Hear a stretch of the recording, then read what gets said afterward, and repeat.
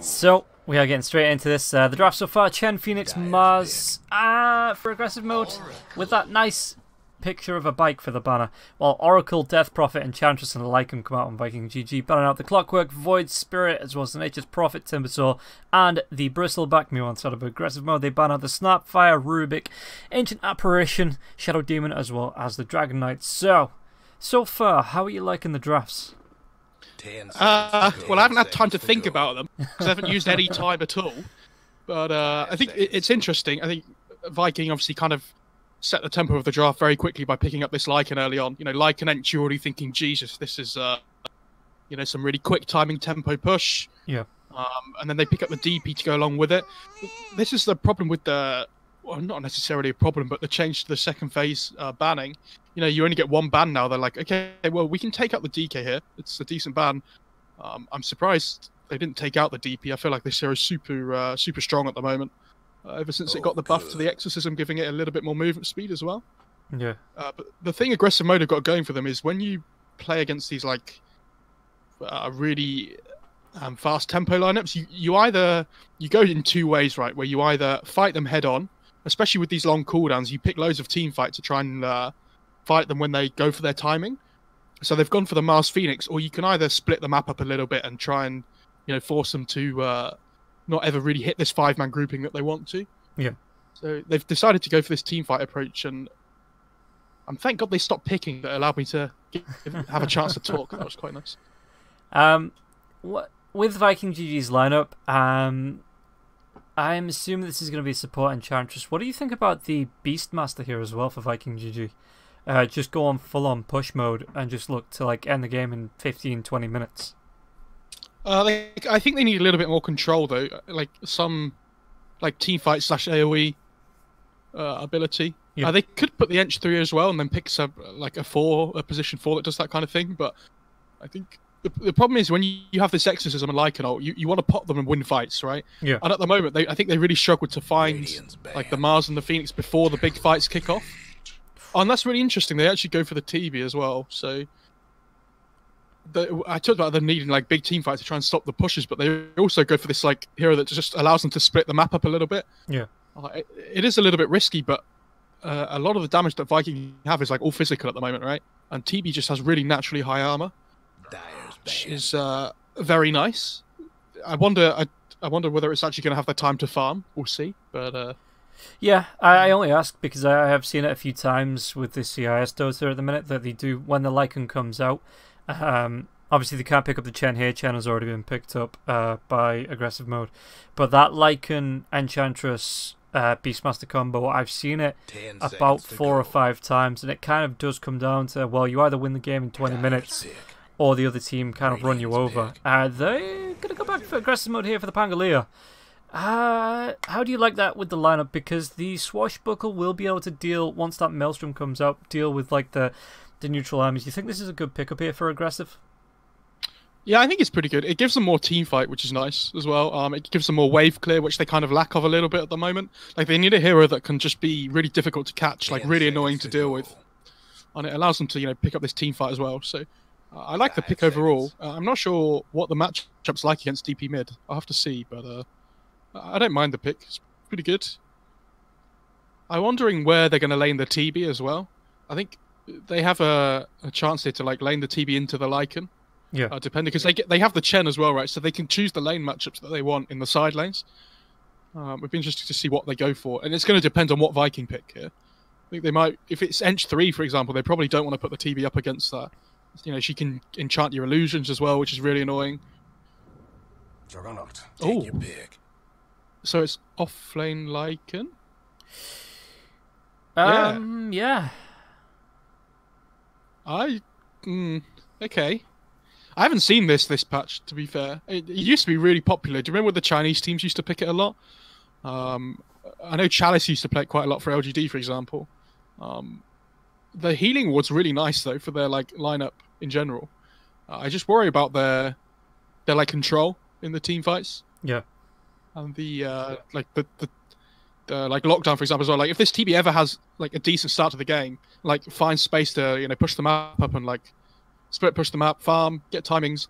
I feel like the TB should have a really nice timing. But that being said, Vikings Death Ball looks ridiculously strong. Yeah, I can't think of like I said. I think if Viking can end this game in 20-25 minutes, they'll have a good, like I said, the death ball will be there, they can group up, they can look for the fights, but looking at aggressive modes lineup, if they can stall it out past the 25-minute mark, I think the longer they stall it out, the higher their chance of winning gets. I think it's going to be funny watching Celery as well as Skylark just try and play off for each other's neutral creeps, because I've seen a lot of shenanigans with creep steals, like when the Enchantress gets Centaur, the Centaur comes... Skylark playing Chen. One sec. That was an ear bleeder.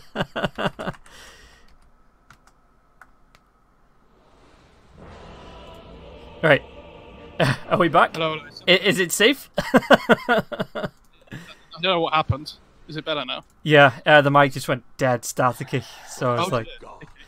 Mind. But it's fine now. But I'm pushed to talk now, just in case, so we'll see. Yeah, okay. So it looks like, Cube and Skylark going to be in the off lane, putting the Terrorblade as well as the Phoenix Spartan there in the I don't know if you heard what I said before. Skylark's playing Chen, and he's the off-laner, right? Right. So they're switching things up a bit. Spartan's on the Phoenix. I assumed it was going to be a core Phoenix, or sorry, Cube's Phoenix, because we've been casting ESL Prem, and Cube's been like playing Phoenix all the time, right? Yeah. As this like +4 hero. So I assumed that was going to be his, just out of just comfort. But they decided to give something a little bit different. And the only person I've ever seen this offlane Chen before is 3-3 for Alliance. So I'm really interested to see how Skylark plays at this game, because whenever 3-3 played it before, it looked stupidly strong. So I'm very excited for this. Okay, for some reason the overlay doesn't want to work on OBS. That's fine. We can just go. It's fine. Blank. So yeah, the trade-off here, as well, looking at the items, this is something that happened as well, that both supports seem to run the headdress. Is the headdress just so value at the minute that it's worth just picking up, even if you're going to sell it off later on just for that laning stage? Yeah, I mean, the meta at the moment seems to be buying regen that's kind of like long-term rather than short-term burst regen like tangos and things. We see things like, I know it got nerfed now, but the Ring of Teresk was the big one. Yeah. Double Ring of Regens as well are quite popular at the moment, because you can build into like Hood, into Pipe later on. And so, I don't mind it. I think, you see one on the Lycan as well, because it builds into Helm of Dom. But it's just such cheap, nice regen. You don't really need the stats on these support heroes too much, so the extra regen that you give for your core is really nice. Okay, and we'll see how this lane plays out, because you were saying that Nura... how do you think it's going to go here against Toby? They're going to be able to throw out a little bit of harass here from Aramis, but as to say Spartan, he's actually gone for the Fire Spirits first and not the Icarus dive. His courier coming in as well. It's going to be turning away. Should be safe here, being able to get away. But when this Metamorphosis goes down, how do you think this lane's going to go for Nura? They can't really bully the TB out of lane that well, is the problem for them. Because, Lycan's a lot of physical damage. TB has this 11 armor. The level 3 mark, they might be able to do something, but yeah, I mean, Toby's just dead already. Okay. You can't fight the TB at level 1 while he's got Meta on. I'm not really sure what that was about. You just gotta, wait for the Meta to go down, let your Oracle hit a couple of levels or so. They were getting a decent amount of burst damage coming up from Oracle, but yeah, it's just, like you said, the Metamorphosis is up, you can just stand back and throw right clicks if he needs to. The 2 points in Purifying Flames is the big one, though, right? Yeah. Because, all of a sudden it's 180 180 magical damage, and TB has 560 HP, right? So, you just gotta play for your timing a little bit here. Okay. And I love this bot lane, though. It's the battle of the dominated creeps in the Chen and the Chen and the Enchantress. The Chen took over the range troop straight away in the lane, and just ran it around so that the Enchantress couldn't dominate it back. And Celery as well, that Penitence. It's just going to keep... it's a little bit of a pain in the ass, that Penitence, if we take a look at it. Obviously, the movement's slow, but the attack speed slow is the big one when Celery wants to be standing around, harassing whoever she can in the lane, just with the Impetus. And Impetus is only level 1, so it's a 6-second cooldown on that. And in the mid lane as well, Sunlight's taken a lot of harass. Boom keeps being able to throw out this Crypt Swarm. Do you think Sunlight actually goes for that early point in Bulwark? Yeah, when you play mid, you really don't want to. It's kind of like you're accepting that the lane's going to be difficult, right? And he's having to leave base already, but sorry, leave the mid lane and go to base because he's just so low on regen already. But I think it's really difficult to play the lane without just maxing your nukes, right? Because you want to be able to pressure the mid lane as much as possible. Yeah. You know, you hit your level 6 quicker, and then you just go for the kill with Arena straight away. But his timing's already been really hurt because this DP's just bullied him out of lane so hard. You know, she has double null already. Oof, that is a really good timing there on the DP. Toby keeps looking to harass out. There has been a pull across into the neutrals, but it looks like SSA Spartan as well as Nura might just be able to clean these up as well. Phoenix is level 2 now, looking towards level 3 with one more creep, so he does have the Icarus dive available to him. Meanwhile, bottom lane, it looks like keeps getting pretty low to this. He's going to be throwing the swashbuckle out onto Celery. Celery, though, does still have the impetus. He's going to be able to throw those out. And with the Happy Stormcrafter was stolen now as well, so it's going to be turned around. Yes, Skylark gets it with that Thunderbolt from the Chain Lightning of the Stormcrafter. Just able to kill off the Enchantress there. I forgot how much Keep loved his Pango, actually, as well. He's master tier. He's played so many games of this. Oh, top lane as well. They're going on Aramis. The Phoenix is level 3 now, so they can just dive. Yeah, and having those level 2 fire spirits as well, it's such a buff in the damage, the attack speed slow as well. It's great against someone like the Lycan who's going to rely on his wolves to do a lot of farming in the lane. So I really like this. How do you deal with the Supernova as well on the side of Viking? You know, who's going to be your designated egg cracker? I mean, they have the Jug, so it's not awful, right? Like they have the spin to be able to just run in, and Jug's probably one of the well, I say probably Jug is one of the better heroes at dealing with the Mars later on. You know, you can just spin away through the arena. Yeah. Because normally the problem is you put arena down and the egg is on the other side of the arena wall, so you can't hit it and get the damage off. But you know, Jug's one of those heroes that doesn't really care about the whole thing, and that's where that strong 10th pick comes through. It is a really good Jug game overall. Okay, well we'll keep an eye on him, and like you said, keeps just trying to be a pain in the ass here, it looks like, on his Pangolier. It's actually gone for no points into the shield crash, 1 point into the lucky shot, so that's something that you usually expect. Oh, SSA Spartan actually Icarus dive forward to get that rune now as well. Being chased down by Toby. Toby's going to get a couple of right clicks off, but it's actually not going to be the Death Prophet rotating across. Sunlight tries to throw that spear, and it looks like Spartan's going to be able to get himself away. Meanwhile, in the mid lane, there is going to be the lucky shot coming into proc, and it's Cube. Is he going to be able to get the body blocks off? And it looks like Sunlight got pretty darn low there as well. In trouble. Yeah, he's trying to do what he can there. It's going to be the Spirit Siphon as well on the back lines. Actually, Celery did rotate around, gets that Hadouken off. It's going to be 2 kills in the mid lane for Viking GG. Even Aram rotated in there as well, but Celery, yeah, with the surprise Hadouken, leaving Skylark against Shad.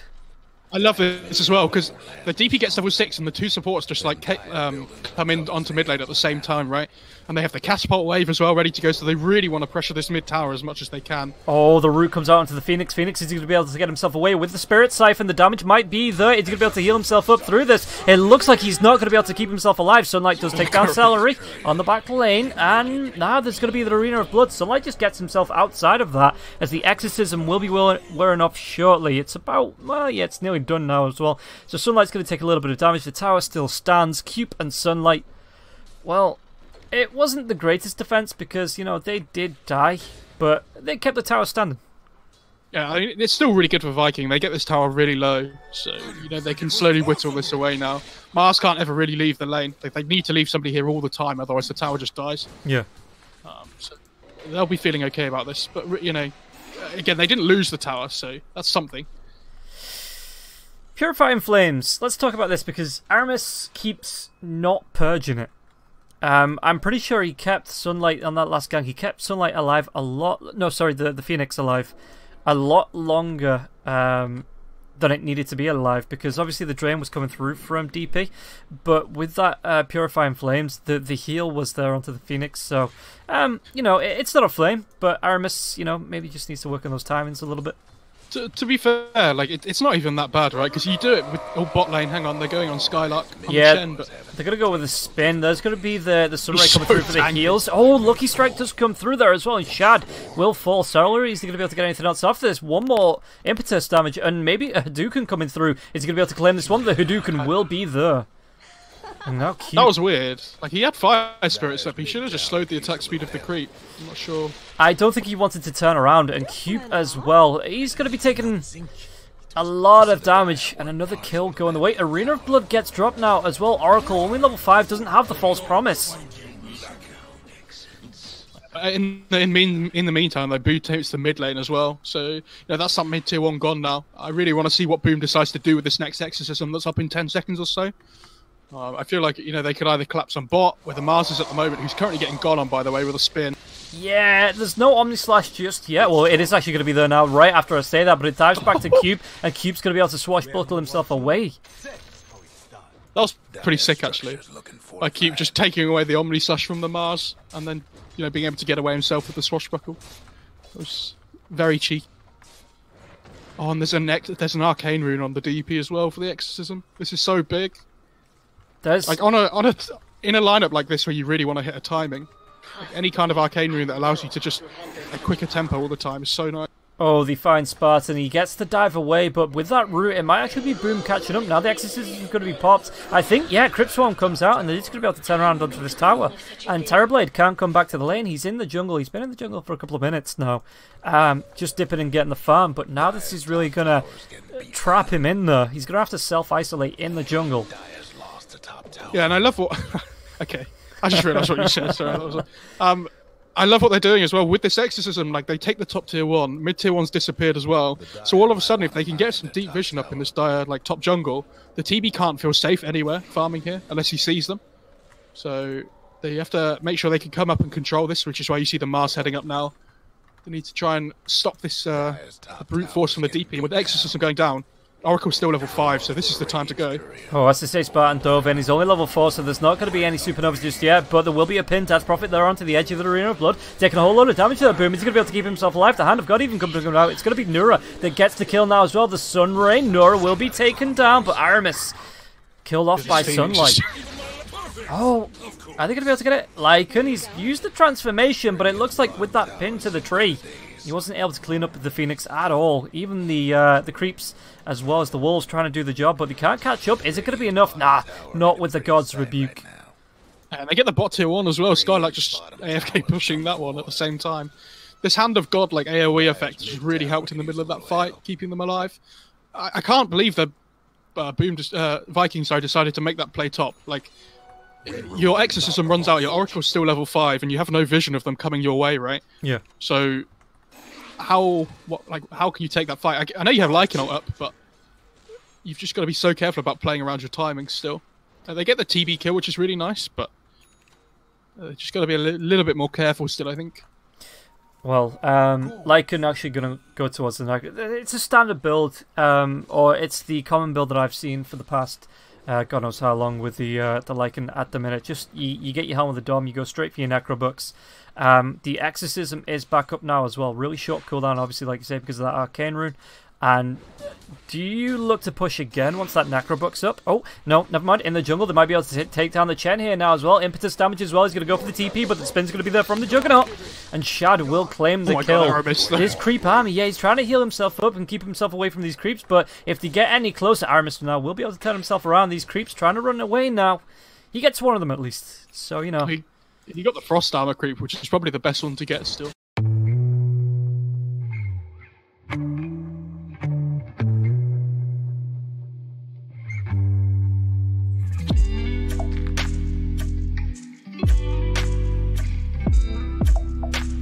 So you might as well take the chance of the going to get a kill off of them. Yeah. If you mess it up and they gain 36 HP, you're like, well, whatever. It doesn't really matter. Yeah, true. I feel like it's not something that people talk about a lot. Because, if you start hitting them up, you're like, oh, that's really bad. But when you look at the numbers, it's like, well, worth a go kind of thing. Oh, Toby on the top lane. He's going to try and get the transformation off. He will get the transformation off, but he's going to be pinned to a tree once again. Phoenix is there. Arena of Blood now as well, so he's not going to be able to run himself away as fast as he is. The walls keep him pinned in, but on the bottom lane, they might be able to turn this one around. Shad, he's taking a lot of damage now from the Metamorphosis. They're going to try and go for this now onto Nora. Nora's going to be able to get himself away from this. Yeah, he's got a TP, but I don't think he gets himself away. Hand of God does come through. The damage now as well. The Sunray keeping him healthy. So they do take this Salary down now as well. Able to turn this one around. Aramis as well as Boom. Boom has popped the Exorcism. What's he going to be able to do here? Sunlight will be able to take down Aramis. He's going to be cubed up. Is the only way I can put it there with that lucky shot. Disarmed, but Boom able to get himself up to the high ground. And now Viking, they're like in this really weird spot where they've just popped Exorcism. They didn't get anything for it. This is 110 seconds downtime, right? And like in their heads, the way they start this draft, they're like, okay, well we have Lycan and DP. If we just pop our spells and run at them, it feels super good. And then all of a sudden, this big team fight response from aggressive mode every single time. Like, they're defending their towers really heavily. They don't want to give anything away for free. Yeah. And they're punishing Viking really well at the moment. And Viking are left in this awkward spot now where they have to, like, just farm up on all three of their cores because they don't really have too much team fight to fight into them anymore. Going into the late game, they should be feeling okay still, I think. I know they're against the TV, but, like, when you have these three cores that all scale relatively well, yeah, I don't think they should be worrying too much at this point. Like, I think they should just be looking to change their game plan a little bit here, which it seems like they are, just to try and farm up a little bit more. Yeah, that looks like... I mean, do you have to worry about specifically this Chen, though, while you're looking for the farm? Because he's not shy. Like we saw when those fights are going on, he's not shy of keeping himself in a separate lane and looking to push down towers. He's doing it on the bottom lane now as well. He's looking for the tier 2. He does have the guards in Cube and Spartan. So is that something that they really need to be responding to here on the side of the Radiant? Looking for those Chen pickoffs, or at least to clean up his creeps? It's so difficult though, right? Because the Dire control this bot jungle completely, and you see they have this ward down, which is difficult to find. Yeah. Unless you're actually checking for that observer ward with your courier or something. You usually put the sentry on the top one, on the top hill. Okay, looks like they might actually come across them inside the Roshan pit. There's going to be the Rolling Thunder coming through now as well. Are they going to be able to get themselves away? Boom's got himself that Invis rune, so he's going to be able to get himself away from the majority of the damage. Roshan only took about a fifth of his health off that AoE silence as well onto the Mars. Mars, he's going to be able to get himself away from this in the chase. The Arena of Blood. The Icarus dive through. Yeah, it blocks the entire stern line now as well. Boom does have the Exorcism if he wants to try and pop it for this fight. Are they going to try and turn this one around? Toby does chase down Cube. There's going to be the Yule Scepter now as well onto the Mars. Mars, he's got no Arena left. He's going to be sucked off and drained down. It looks like Sunlight is going to be able to get himself away with the root, with the damage. He throws the spear and it pushes Boom away, but he will still go down. Toby gets himself a double kill. That was not a great Omni Slash onto it. Well, it was onto the illusions. The real Terrorblade runs himself away. This Exorcism is about 2/3 of the way through, and it's actually going to be, if you look at the bottom lane, like I say, this fight was going on. Skylark just continues pushing. He does a lot of damage to the tier 3 tower on the bot lane now as well. Can they get out and chase him down? The problem for the Dire side there is, like, the arena pops away, and I thought they were just going to disengage with it because it was a really nice place, but they hadn't popped Exorcism yet on the Radiant side, right? Yeah. So if you disengage on that fight without using arena, like, aggressively or anything to try and win the fight, they're just going to go into the Roche pit with the Exorcism and take it anyway. So I think they felt forced to try and make something happen there, because if they don't try and take the fight and win it, you're effectively giving away, an Aegis to the Radiant side for free. So I think they felt a little bit pressured there to make something happen, but at least in the meantime, like you say, Scarlet managed to do a lot of damage on this tier 3 bot. So it's not, awful for them. But again, Radiant should probably be looking to try and make something happen here with this next Exorcism now. It's not for a little while. Shapeshift's left in 20, but I think you really want to wait for this Exorcism here. Try and take the rest of the tier 2s on the map. Oh, Shad comes across Skylark in the jungle. Yeah, and Boom's going to be there as well. The drain comes through. There's going to be the Yule Scepter now as well. So Shaddy's going to be able to get in with the spin if he wants to. The AoE silence, it's going to stop. Well, the Hand of God is on cooldown anyway now as well. So Boom is going to be able to get himself away. Yeah, he's such a... I mean, look at the damage that he's able to take. Arena of Blood, the spear will miss now as well. There's going to be an Icarus dive through. Spartan not going to be popping this Supernova just yet. He pops it just outside the arena now as well. But Shad is there to right-click it down. Toby might chase through with the shapeshift. Is he going to go any further? They're going to be able to get the stomp onto Mars. Mars, he's trying to get himself away with Bulwark, but he's facing the wrong direction. Now the spear's going to push Celery away. Rolling Thunder comes through. There's going to be the clash now as well. Boom, is he going to be able to get himself away from this? It looks like he will. But now the focus is onto Celery. But it looks like Viking GG just disengaged successfully there as well. They even get themselves a cracked egg out of it. Oh, this is so good for the Radiant side because they use everything on the Dire. They have no egg, they have no arena, they have no rolling thunder either. So Radiant are in complete control here. They have Exorcism still. They've got Oracle ult with the False Promise. Sorry, Shapeshift's not up, but it doesn't really matter. Omnislash is about to come up as well, so Dire have to be so scared now. Looks like they're just going to try and walk through and take some tier 2s here, take some more towers. Yeah, try and even up this lane. They're going to be able to... Well, there's 2 creep waves between them and the tier 2, so it looks like Death Prophet will TP back just to clear these ones off. Terrorblade's pushing up top. I've not really looked at Terrorblade's item. He's got himself the Manta style, going towards the Diffusal Blade and then a BKB.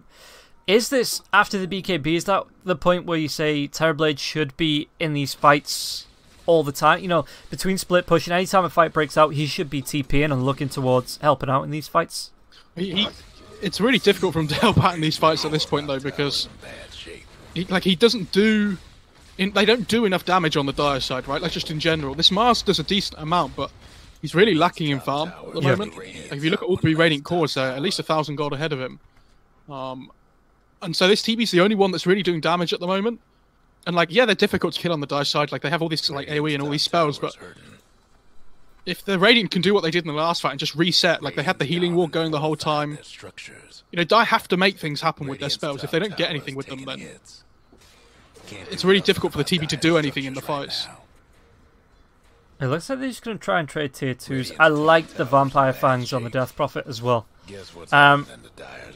With the Exorcism being physical, it goes off the lifesteal, not the spell lifesteal, so it's a 15% lifesteal on that every time they hit, as well as the heals as well, so I want to say that's right.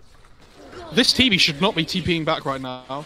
Like, I think he has to try and pressure this top tier 3 with the Chen, which the Chen's trying to do by himself at the moment, but I feel like if the TB was there, they would have forced the Radiant to just TP back themselves. Yeah, Arena of Blood's going to be at the Supernova now as well, so he can't get out of that. There's going to be a big stun coming through once it explodes, and the Rolling Thunder inside now as well. This might be a great fight. They're going to be able to pop the Aegis on the Juggernaut. Boom. He's being false promised up. He's going to be getting those heals from the lifesteal from the Exorcism as well, but he still gets popped. And now the chase is on. Like, this is what I mean. This Chen just takes racks, though. Yeah. That's what I'm saying. That's the threat that you need to worry about, as Cube will be able to take down the Oracle now as well. And Nura, well, they draw the battle lines. They want to go straight down the mid lane. Lycan had to TP back away from this fight to stop this push coming through. That's one lane of racks. Juggernaut's back up. He's trying to do what he can. But there's no creeps to fault. Well, no, sorry. There's a creep if he wants to go in and try and get a racks in. But while he's doing this, yeah, the mid lane's going to go down. No Death Prophet for 10 seconds. Death Prophet actually trying to buy out for that Aghanim Scepter. Still about 700 gold away from the Blade of Alacrity, though. This Axe on DP, I think it's normally a really good item, right? But I think this game, if they're looking to your high ground that early, right, like, you get a BKB timing. Because the only thing that's stopping you from doing what you want to do at the moment is the arena and the egg and the rolling thunder that comes through. So if you can get this BKB on the DP, like, there's nothing that stops you from getting your damage off, right? You just get out of the arena, you chill out a little bit, and then you go in again. Like, Axe isn't a bad item, but I think with the timing they were looking for, I think this BKB would have been super good for them. Okay, Boom's going to be taking a whole lot of damage here just from the illusions. Just needs to move himself away. He really needs an armor item as well. Playing up against this TB. He is building the Shivas, but that's a long way off the Shivas. Lycan, in terms of items, he's got himself to level 3. He's going to go towards an Aghanims of his own, which I can't remember. God, it's been so long since I've seen a. Okay, the Lycan Axe, sorry. Yeah, the Wolf Bite.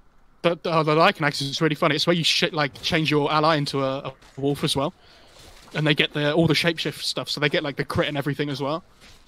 Do you remember the meme game where Liquid were playing somebody? I can't remember who it was, and they had Lycan TB.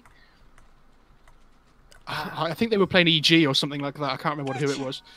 And yeah, like, so if you just use the shapeshift onto the DP, or I guess the Jug would probably be the big one. You know, they get such a massive damage advantage in the fight. But what's the? I feel like they need some like team fight and some aura items at the moment because they can't take these big 5-on-5s the way it is right now. It looks like Lycan is trying to split push Boom, though. It's being gone. It's going to be speared back to his own tower. The Hand of God comes out. There's going to be the False Promise, but the damage coming through from the Metamorphosis Illusions. I think he might just pop once this wears off. Oh, he's in Fountain. He should be fine now, I think. Oh, yeah. Mid-tower's in trouble.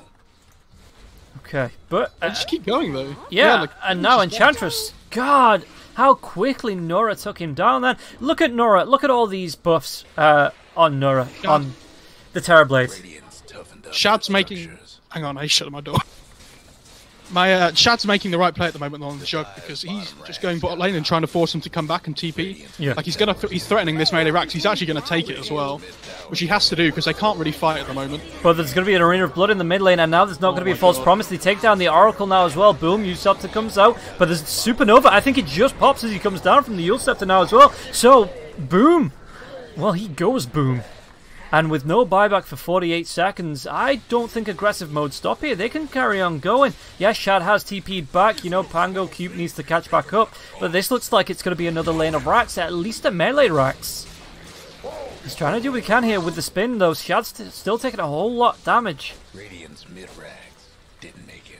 And, yeah, this is going to be a second lane of Rax. Do they this carry on Clipper is going? already really low bot from before as well, so they just start smacking it here as well. This Chen is just offering so much damage mitigation, like with the Hand of God, with the Mech, with the Helm of Dom, with the Vlads. Like they're so tanky at the moment on the Dire side. Yeah, Enchantress brought back. This, if she goes down, will be the dive with the Rolling Thunder comes through now as well. I think it's going to be, well, the False Promise. Is it going to be enough though to keep Shadow alive here? I don't think it will be. I think he still pops after this. At least Enchantress will get out alive. Boom though. Yeah, find the Chen. Healing himself up with the Mech just to keep himself alive that little bit longer. But only a ranged Rax stands. And Shad has to buy back as well. I mean, the mid fight wasn't the problem. Like before when they took the Rax, I mean, it is a problem. But the problem was like this when they tried to go high ground on in the Dire base bot lane before. I think that was the fight that made like everything really difficult for them.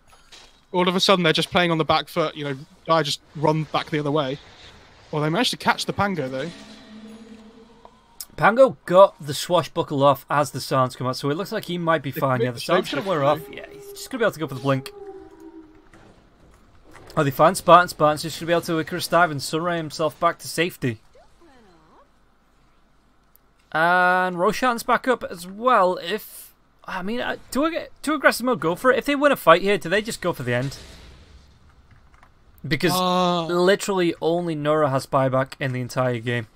I mean, if they win a fight, they can just take the range Rax out as well. Like it doesn't take long, right? Like it's not even regenning either because it's a range Rax. So. Oh, they get the dust off onto the Enchantress. His cube blinks past, and that was a really cute dodge there for Celery. Celery's going to sit inside the Roche Pit, go for the TP. It's actually no, the Yule Scepter. It keeps him pinned down, and now he's already died back once. He's going to have no buyback for at least the next 5 minutes, and this opens up the Roshan. No breaking through. Yeah, Shad's doing the right thing again, though. He's trying to threaten the high ground mid. It forces some TPs back, so they might be able to try and do something around the pit here after the Mars is gone. It's super difficult still. Like, they have no teamfight presence at all. Yeah, they have the 4 drains with the Spirit Siphons as well as Shad's going to be coming in. He's not got the Omni Slash though for the next 10 seconds. Spin comes out. There's a little bit of a root coming through now as well. Arena of Blood, it's going to trap everybody with Roshan. And now it looks like Death Prophet. Even with that False Promise, yeah, the Yule Scepter comes out. Sunlight is still going to be doing damage here to Boom. And Boom should pop in a second. Tick, tick, boom, maybe? No, he's actually full health. The Exorcism, of course, with those Vampire Fangs, it keeps him alive. Yeah, Hand of God's going to be keeping him healthy. Toby's trying to chase down now with the Metamorphosis. Just starting to get... Well, it's about halfway through this Metamorphosis. Boom's still going to be taking damage, though. Backline, Shad will find the kill. Spartan buys back. The chase is going to come through to Skylark. Skylark is going to be tanky enough to get through this. With the Lotus Orb, the damage might still be there with the spin. One more right-click. Shad's going to be able to claim that double kill. And Spartan now as well being chased down. Toby's there. The silence comes through, so he's not going to be able to Icarus dive himself away till that silence wears off. They missed the spear on Boom.